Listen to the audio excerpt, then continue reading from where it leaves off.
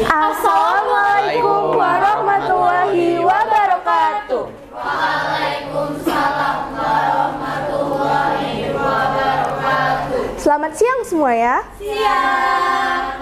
Kami dari kelompok 4. Di sini sebelumnya saya sedikit klarifikasi karena kincir angin ini nggak bisa hidup di sini karena dia butuh banyak angin yang lebih lebih besar dibanding pakai kipas, karena kami mencoba di rumah pakai kipas yang benar-benar tenaganya besar itu bisa. Jadi di sini kami tidak bisa memperlihatkan gimana mereka hidup.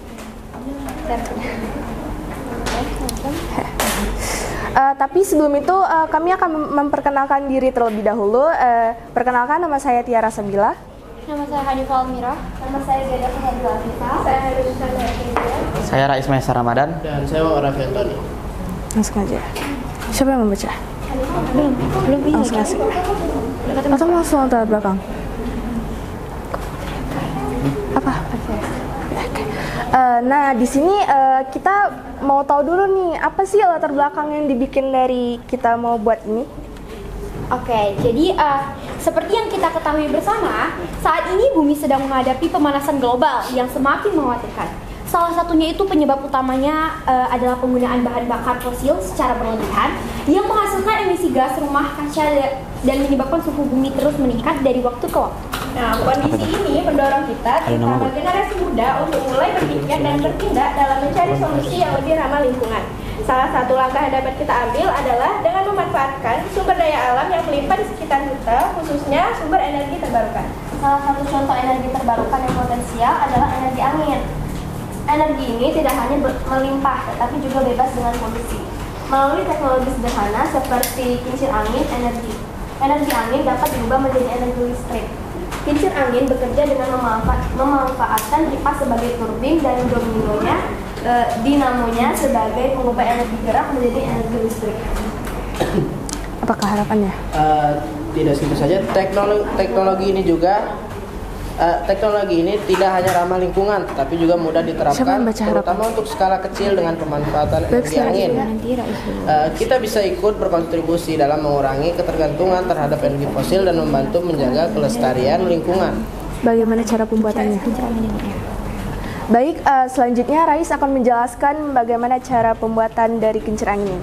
Oke, jadi kincir angin ini kan cukup simpel. Dia cuma dari dinamo, baling-baling, kabel, tembaga, piting, dan lampu. Jadi karena baling-balingnya yang kecil, dia jadi agak susah untuk muternya kalau cuman pakai kipas biasa. Jadi dia harus pakai blower. Karena kemarin kami coba itu bisa menghasilkan sekitar sampai 3 volt.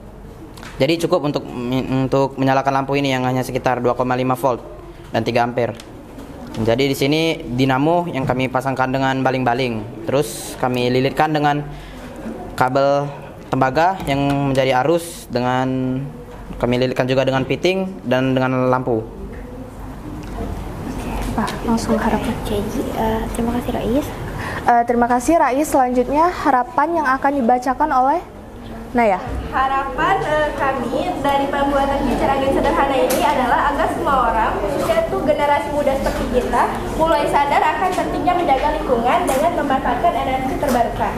Meskipun proyek ini masih sederhana, kincir angin ini tuh bisa menjadi motivasi langkah awal untuk inovasi-inovasi lain yang lebih besar di masa depan. Udah, sekian. Baik, kami akan membuka sesi tanya jawab. Apakah ada yang ingin bertanya atau memberikan kritik atau saran kalian semua? Dipersilakan. Nama saya Ismail. Di sini saya mau bertanya, kan kalau misalnya di daerah kita Palembang ini lebih cocok penggunaannya pembangkit listrik tenaga air ataupun surya ya. Kalau misalnya PLTA pembangkit listrik tenaga angin ini lebih cocoknya di daerah mana? Kira-kira di Nusa Tenggara kalau ada salah. Baik, terima kasih Ira. Apakah ada yang ingin memberikan tanggapan, kritik ataupun saran? Baik. Teteh mau nanya? Oh. Mau jawab? Apakah tidak ada lagi Iya. yang ingin memberikan kritik atau saran?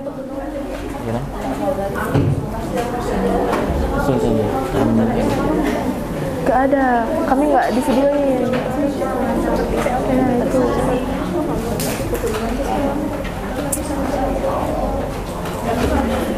Nggak di videoin ya?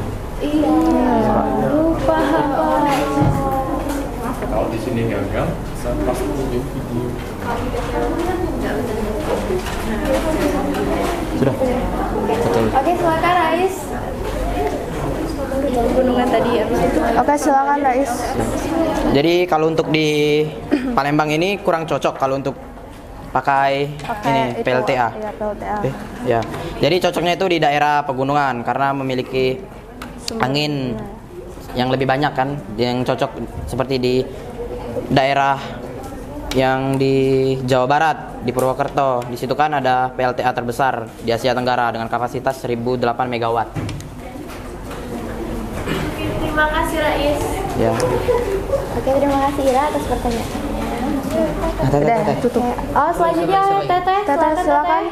Perkenalkan, nama saya Kalista Putri dari kelompok 3. Saya mau bertanya, ada nggak sih alternatif lain selain angin blower untuk menghidupkan kincir anginnya? Oke, Mas Teteh. Angin yang kencang. Kayak pakai angin deh. Siapa yang mau jawab?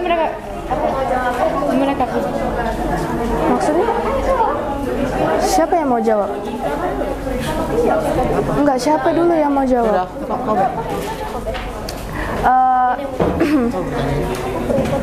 Teteh, Gaida akan menjawab pertanyaan dari Teteh. Jadi selain pakai tadi Pakai wilayah yang punya anginnya kenceng. itu tadi yang dijelasin sama Rais. Itu ya. Ya. Makasih ya Gaida. Sama-sama Apakah ada lagi yang ingin bertanya atau memberikan saran atau kritik dari kalian? Sepertinya tidak ada lagi.